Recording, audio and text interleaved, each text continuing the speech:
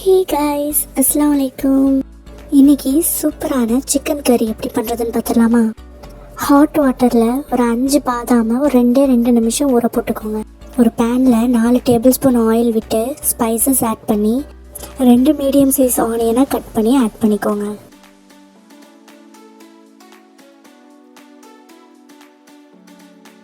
Onion வதங்குறப்பவே அதோட 2 chilli add பண்ணிக்கோங்க. 1.5 teaspoon chilli powder add பண்ணிக்கோங்க.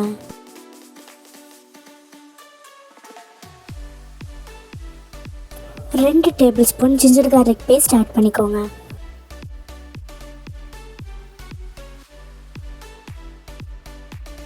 ரெண்டு மீடியம் சைஸ் தக்காளியாக கட் பண்ணி ஆட் பண்ணிக்கோங்க.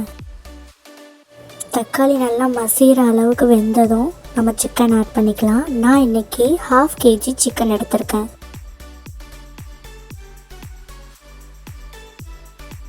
சிக்கன் ஆட் பண்ணி அதோடு சேர்த்து உருளைக்கிழங்கும் ஆட் பண்ணிக்கலாம். நான் இன்றைக்கி 3 உருளைக்கிழங்கை கட் பண்ணி வச்சுருக்கேன். இதை ஒரு வாட்டி நல்லா கிளறி விட்டுட்டு ஒரு 100 கிராம் கர்ட் ஆட் பண்ணிக்கலாம். சிக்கனும் பொட்டேட்டோவும் நல்லா கர்டோட மிக்ஸ் ஆகிற அளவுக்கு கிளறி விட்டுட்டு மூடி போட்டு கொதிக்க விடுங்க. ஒரு 10 நிமிஷம் கொதிச்சதுக்கப்புறம் இதில் நம்ம மல்லி பவுடர் ஆட் பண்ணிடலாம். 7 to 8 டீஸ்பூன் தாராளமாக ஆட் பண்ணிக்கோங்க.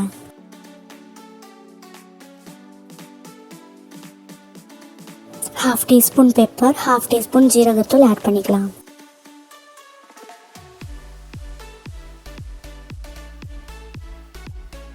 நல்லா கிளறி விட்டுட்டு உங்களுக்கு எவ்வளோ திக்னஸ் வேணுமோ அதுக்கேற்ற மாதிரி வாட்டர் ஆட் பண்ணிக்கோங்க. தேவையான அளவு உப்பு சேர்த்து இதை நல்லா கொதிக்க விட்டுப்போம். 15 to 20 மினிட்ஸ் ஆகும். இது கொதிக்கிற டைமில் நம்ம தேங்காய் அரைச்சிடலாம். நம்ம ஊற போட்டுருந்தோம் இல்லையா பாதாம், அதில் ஸ்கின்னை பீல் பண்ணிவிட்டு சேர்த்துக்கோங்க. ½ கப் கிரேட்டட் கோகோனட் சேர்த்து நல்லா மையாக அரைச்சி எடுத்துக்கோங்க.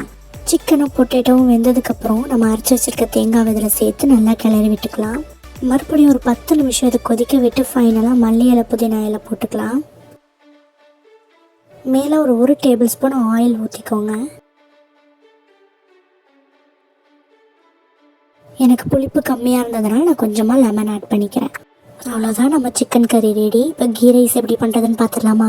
ஒரு பேனில் கொஞ்சமாக கீயும் ஆயிலும் விட்டு ஸ்பைசஸ் ஆட் பண்ணி ஒரு பிக் சைஸ் ஆனியனை கட் பண்ணி ஆட் பண்ணிக்கோங்க. வதங்கும் போதே கொஞ்சம் புதினா இலை மல்லி இலை சேர்த்து இஞ்சி பூண்டை ஆட் பண்ணிக்கோங்க. பச்சை வாசம் போகிற வரைக்கும் கிளறி விட்டு கொஞ்சமாக கர்ட் ஆட் பண்ணி 2 டம்ளர் ரைஸ்க்கு 4 டம்ளர் தண்ணி ஆட் பண்ணி தேவையான அளவு உப்பு ஆட் பண்ணி ஊற வச்சுருக்கிற ரைஸை நம்ம ஆட் பண்ணிடலாம். தம் போட்டு எடுத்தோம்னா கீ ரைஸ் ரெடி ஆகிடுச்சு. இப்போ சுட சுட கீ ரைஸ்க்கு நம்ம சிக்கன் கறியை ஊற்றி சாப்பிட்லாமா? பிரியாணி ஒரு டேஸ்ட்னா இந்த மாதிரி கீ ரைஸோட சிக்கன் கறி ஊற்றி சாப்பிட்றது வேறு டேஸ்ட்டு.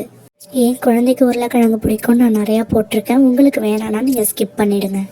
இதே மாதிரி நீங்களும் ட்ரை பண்ணி பார்த்து எப்படி இருந்துச்சுன்னு எனக்கு கமெண்ட் பண்ணுங்கள். நெக்ஸ்ட் வீடியோவில் மீட் பண்ணலாம். பாய்.